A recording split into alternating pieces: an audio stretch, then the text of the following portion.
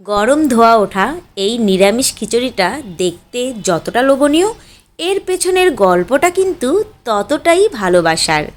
আজ সোমবার, আমাদের বাড়িতে নিরামিষের দিন। বাইরে তখনও ঘুটঘুটে অন্ধকার, চারদিকে একদম নিঝুম।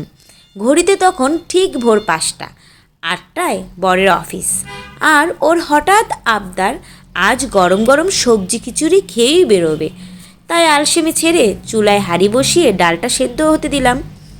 খিচুড়ির আসল স্বাদ তো সবজিতে, তাই ঝটপট বটি নিয়ে বসে পড়লাম টাটকা মিষ্টি কুমড়ো আর আলু আর গাজর কাটতে। সবজিগুলো জল দিয়ে ভালো করে ধুয়ে পরিষ্কার করে নিচ্ছি। রান্নার পরিচ্ছন্নতা যত্ন থাকলে স্বাদ এমনিতেই বেড়ে যায়। এবার চাল ডালের সাথে সবজিগুলো দিয়ে তাতে চেরা কাঁচা লঙ্কা, হলুদ গুঁড়ো আর জিরের গুঁড়ো মিশিয়ে দিলাম। ফুটন্ত খিচুড়ির এই রঙটা দেখতে কী যে দারুণ লাগছে সেটা বলে বোঝানো যাবে না। এখন দেব রান্নার সবচেয়ে স্পেশাল অংশ, ফোড়ন। সর্ষের তেলে তেজপাতা, শুকনো লঙ্কা আর পাঁচফোড়নের সেই মম করা সুবাসে পুরো রান্নাঘর যেন চনমনে হয়ে উঠল।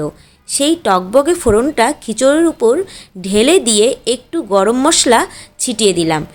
এই ছ্যাঁক শব্দটাই কিন্তু রান্নার আসল সার্থকতা।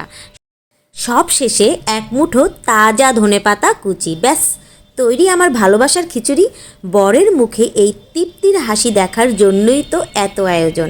আপনাদের সোমবারটা কেমন কেটেছে সেটা অবশ্যই আমাকে জানাবেন।